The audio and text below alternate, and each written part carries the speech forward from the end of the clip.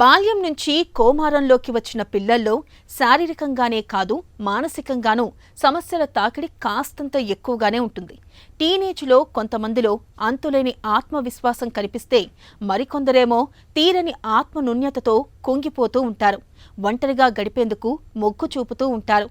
చాలినంత ఆత్మవిశ్వాసం లేకపోవడంతో చదువులు, పరీక్షల్లోనూ అంతగా రాణించలేకపోతూ ఉంటారు.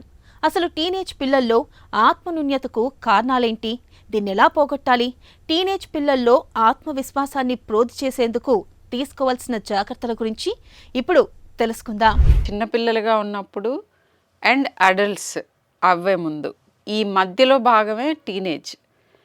అటు కంప్లీట్గా అడల్ట్స్ అవ్వరు, అలా అని చిన్నపిల్లలు కారు.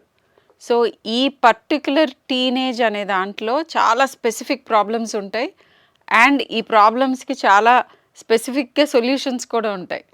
పర్టికులర్లీ టీనేజర్స్లో ఆత్మన్యూనతకి రీజన్స్ ఏంటి అని అంటే పేరెంటింగ్ స్టైల్స్ కూడా ఉంటాయి.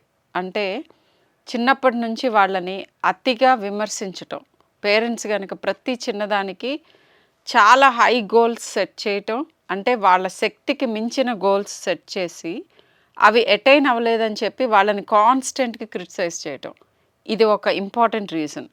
రెండోది, వాళ్ళ గురించి వాళ్ళకి కంప్లీట్ అవగాహన లేని వయస్సు.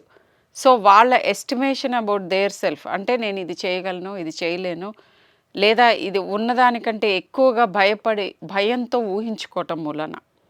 ఇంకొక ఇంపార్టెంట్ థింగ్ ఏంటంటే, చిన్నప్పటి నుంచి పిల్లలకి టాస్క్స్ ఇచ్చి వాళ్ళంతట వాళ్ళు చెయ్యాలి అని ఇన్సిస్ట్ చేసి self care, independent thinking and ఒక పర్టికులర్ ఒక చిన్న జాబ్ ఇచ్చి అది చేసి దాంట్లోంచి వచ్చే కాన్ఫిడెన్స్ని బిల్డ్ చేయటం, ఇవన్నీ కనుక చిన్నతనం మన పెంపకంలో కొన్ని లోపాలు ఉంటే అలాంటి వాళ్ళకి లో సెల్ఫ్ ఎస్టీమ్ చాలా తీవ్రంగా ఉంటుంది.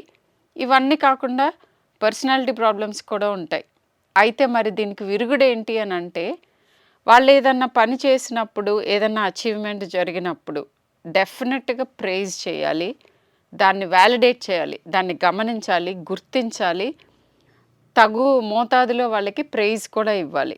అండ్ వాళ్ళని చిన్నప్పటి నుంచి కూడా ఏజ్ రిలేటెడ్ యాక్టివిటీస్లో చిన్నగా కొద్దిగా పుష్ చేసి వాళ్ళంతట వాళ్ళు పనులు చేసుకోవటం ఎప్పుడైతే మనం ఎంకరేజ్ చేస్తామో అలాంటి వాళ్ళల్లో ఏళ్ల తరబడి మెల్లగా సెల్ఫ్ ఎస్టీమ్ బిల్డ్ అవుతుంది. ఎవరికైనా కాన్ఫిడెన్స్ ఎక్కడి నుంచి వస్తుంది?